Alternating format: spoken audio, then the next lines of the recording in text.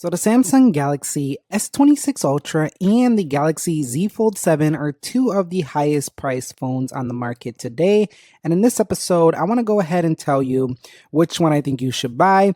I have to state though that one is going to be more about refinement of a classic smartphone, and one is going to be maybe a literal workstation in your pocket. But I want to go beyond just the spec sheet, those obvious things about this being a slab, this being a portable workstation, and see if this $1,500 investment in either of them is really right for you. So let's go ahead and figure that out in this episode. All right, so hand, feel, and thickness. Now, personally, I got to state that the Z Fold has got the Galaxy S26 Ultra beat when opened all day long, every day of the week. This thing is incredibly thin. It's so thin, in fact, that I actually use a case to give me a little bit more confidence in not dropping this phone, especially when open, because this thing is razor thin.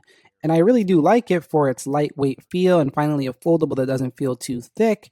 And then if you go ahead and close it, the phone then becomes basically as thick as like a regular Galaxy S26 Ultra.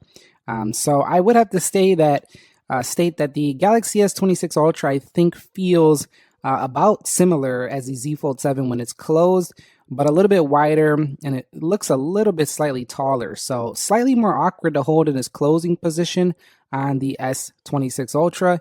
But the Z Fold 7 when open, always going to be a lot bigger, a little bit more awkward than that over there, but giving you a lot more productivity. However, it does feel much thinner in that respect. So at the end of the day, you go with the Galaxy S26 Ultra if you want probably just a better screen. It's just regular, ready to go, big screen. You don't have to open anything up, anything like that. And then you go with the Z Fold 7 if you want better portability, because when you do close it, it does feel a little bit more narrow, a little bit more compact. And now that it's thin, it doesn't really have that advantage anymore on the S26 Ultra of not feeling thick. It's not necessarily thick, but this one, the Z Folds before were thick. So that's how I look at it now. You can even see from this angle, Z Fold 7 looks a little bit more portable, but then when you open it up, it's more screen than that on the left. So when talking about the display quality on the Galaxy S26 Ultra, I'm going to say pick this one if you want better anti-reflectivity.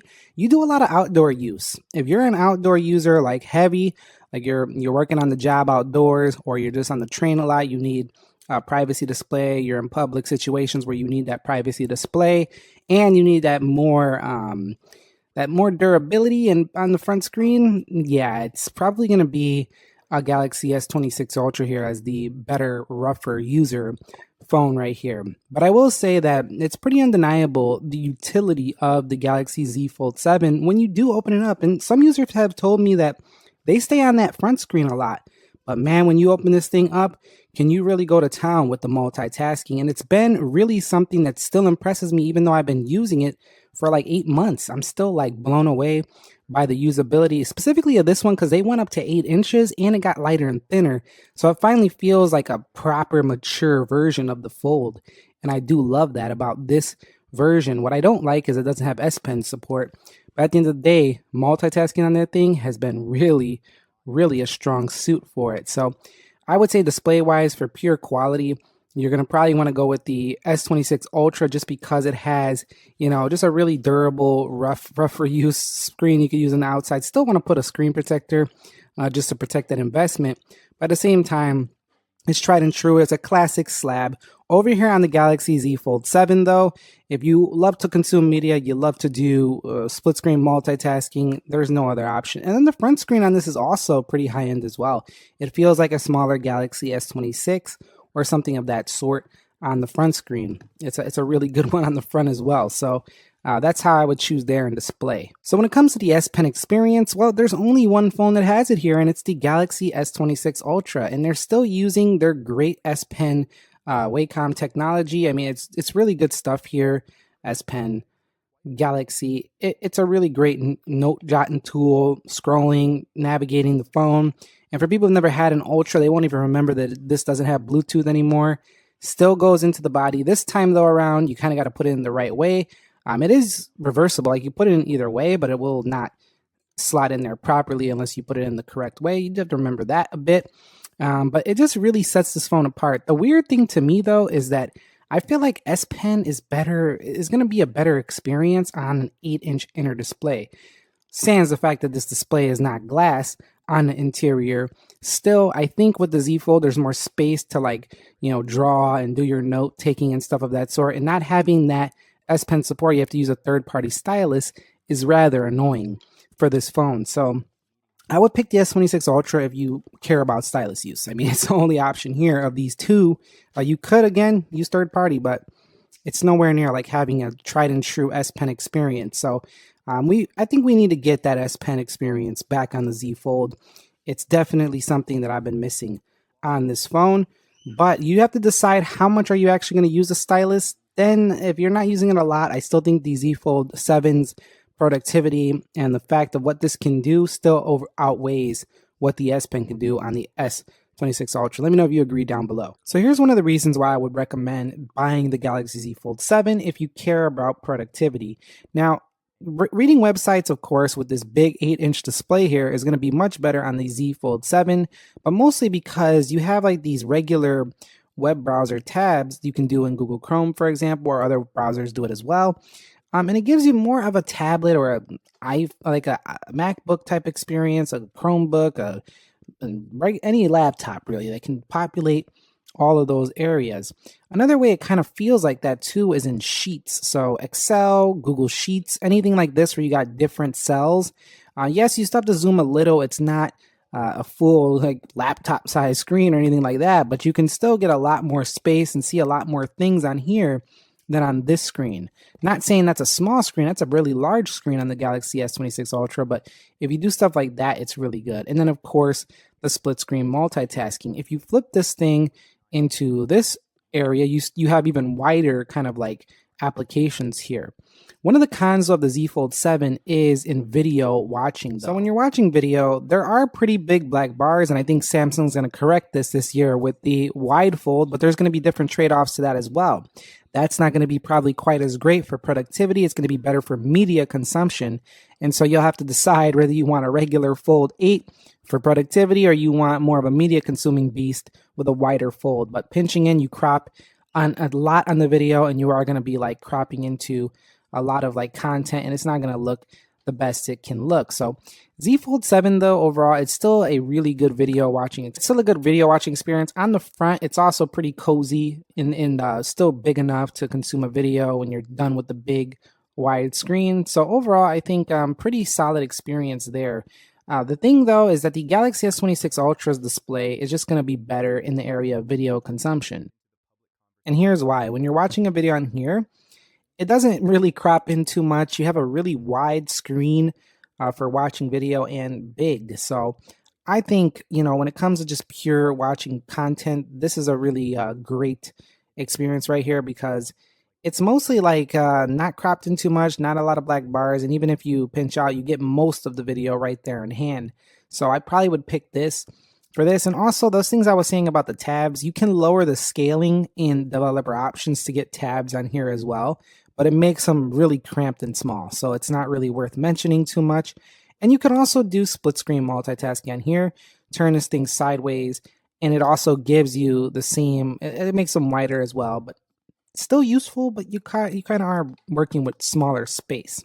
You can also turn this sideways to make it feel a little bit more like a tablet in that form factor, but really the area where you'll really expand the power of the Galaxy S26 Ultra is via DeX.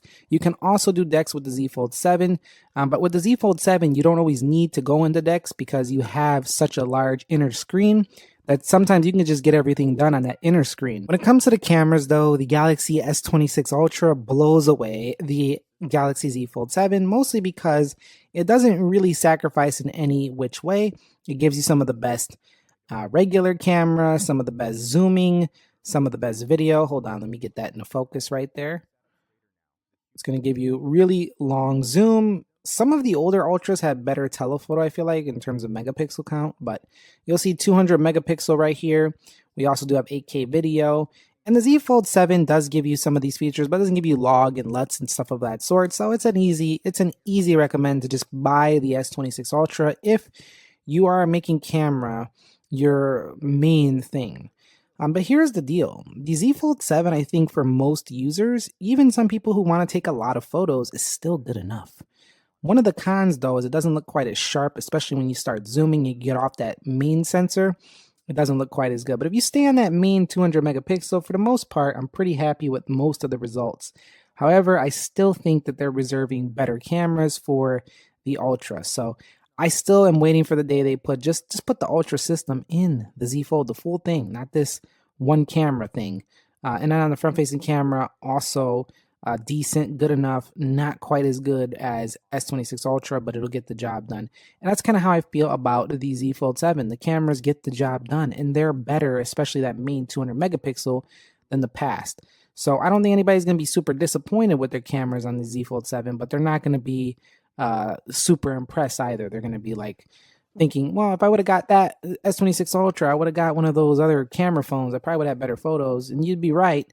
But you have to weigh how much of that area is important to you versus the utility aspect of the Z Fold 7. Because for me, I feel like personally, I can still get everything I would need to get done on camera here in a pretty good result as well, while having more utility than the S26 Ultra. Let me know your thoughts down below. Another area where I would pick the Galaxy S26 Ultra is in battery endurance. Now, when you are playing a game or something like that, that's going to matter quite a bit. And also when you're using it heavy throughout the day, wake up with 100, you're going to last a couple hours longer on this phone, especially I'm referring to when the Z Fold 7 is open. The Z Fold 7 open does drain significantly more battery than when it's closed, but at the same time, that's where I want to spend most of my time enjoying this glorious inner display. So if you need something more practical and maximum battery life out of the Samsung side, you probably should just go with the S26 Ultra. There's no other question about it. Now, I do think if you want to wait a bit and you're still really interested in a folding phone from Samsung, the Z Fold 8 is probably going to go with a bigger battery, and we probably will see something closer to the S26 Ultra this year. But Z Fold 7 in this comparison, definitely not it. So not amazing. Again, kind of reminds me of the cameras. Good enough, gets the job done, but it's not S26 Ultra impressive. But the S26 Ultra compared to the competitors that it competes with aren't super impressive, isn't super impressive itself. But it is, compared to the Z Fold, pretty impressive. So when talking about durability and longevity, the Galaxy Z Fold 7 does have a crease, and you've seen right there too, it's been doing this thing where if I open it, sometimes it puts a white screen, but this is one of the hardest folds ever to open. It's sealed very well, so that's good for not getting a bunch of dust and stuff in there. But at the same time, this phone does not have quite as good a durability as like a S26 Ultra. You will feel the crease loosen up over time as you use the device, but it's still going to feel pretty durable. When it's closed, you feel pretty confident with it, but it's not when you would feel confident just messing around and not paying attention to this inner display, especially because it is still a delicate inner display. You can scratch that easily with a sharp nail or anything like that. Like if your nail gets a little bit long, you forgot to clip it, you are definitely going to be able to scratch that if you're being a little rough with the phone. So this inner display requires a little bit of paying attention to. But here's what I think happens. Your brain kind of adjusts to the fact that you're using that type of display, and you automatically start to just use it a little softer on the inside. You kind of get used to it. Whereas with this one, you don't even think about it. You're just running around doing whatever with this display because you know it's going to be good to go no matter what it is that you're doing on the phone. So that's kind of what I feel about when it comes to that aspect of durability. I also feel like if you drop the phone closed, the Z Fold 7 is kind of just like a regular smartphone, but they both do have these cameras that stick off the body, and they do create a little wobble on the table. Both of them have a pretty aggressive one. And the screen area, though, on the S26 Ultra, though, I think because it has thinner bezels, if you do drop the phone, you're more likely to get a crack on this phone. You might just damage the corners more on the Z Fold 7, and that inner display would probably be fine. So if you dropped it this form factor, your screen might be done, or at least a little bit messed up on the S26 Ultra, but over here you would at least still have your inner display. So there's a benefit there as well, but let's be real. The rougher user should just go with the S26 Ultra. When it comes to software, Samsung does have the latest version of One UI 8.5 on here. I'm still waiting for it on the Galaxy Z Fold 7, but Z Folds usually get their software updates a little bit after the Ultra line. So if you're caring about like having always the most up-to-date big update from Samsung. I do think the latest Ultra is always going to be their premier flagship that you're going to want to get if you want the fastest updates possible.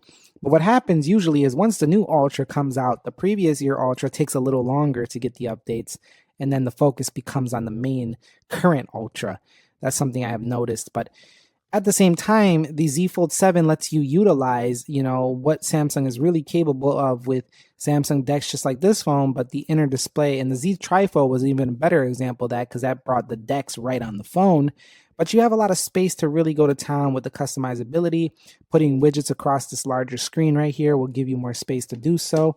And I just think a person in the right hands, they can get more done simply with the Z Fold 7 on this software. But I do think the way it runs on the Galaxy S26 Ultra feels a little snappier, a little faster, and I do think they give us those updates a little faster on here. So if software update support matters to you, I'd go with the Ultra. If utility of how much you can get done with Samsung software and the customizability of it, you probably would have more fun on the Z Fold 7. So that's how I think about those two. Although you could still have a ton of fun here, it's just a little bit more traditional fun, like we've had these type of phones for a long time. And one little mention of audio, the S26 Ultra blows away the Z Fold 7, I think, in the actual area of audio. It just sounds a lot crisper to me. This one also has pretty relatively good speakers though as well. I think the S26 Ultra has sounded better in my experience. Both of them have really good signal strength, really reliable mobile performance, but at the end of the day, final verdict is buy the S26 Ultra if you want the maximum reliability. Just very durable, very refined, polished phone, and you want the best camera on a Samsung phone. Now, for me, I made a video why I didn't switch. That's because for me personally, my personal opinion, I wouldn't say opinion, but my personal use has led me to the Z Fold 7 this go around. Buy the Fold 7 if your primary phone is going to be your primary computer. I mean, this thing is literally a computer in the pocket. You can put this thing in landscape, put it up on a little tripod, use a MagSafe case, get a little tiny foldable keyboard. You are literally going to get most of what you would get done on a laptop computer on this phone, really. Or you can just plug into a monitor and get it done as well. You can also do that with the Samsung S26 Ultra, but this is the portable powerhouse in the pocket. Z Trifold was also a triple folding phone that gave you even more of that, but it came back with the thickness, so it doesn't give you that portable factor of the Z Fold 7. At the end of the day, if you value screen real estate above all else, and you value having just so much more flexibility, it's the Z Fold 7. So that's going to wrap it up here for me. If you found this video helpful, entertaining, informative, it helped you in your research, and you finally made a decision which to get, or if you are deciding to maybe wait for the Z Fold 8, the S27 Ultra, whatever you want to discuss, go ahead and related to this topic, go ahead and drop it down below. Any questions, comments, concerns about the topic, drop them down below. I'd love to talk to you about this. And enjoy the rest of your day. Nick here. Be sure to be well. I'll catch you on the next one, and peace.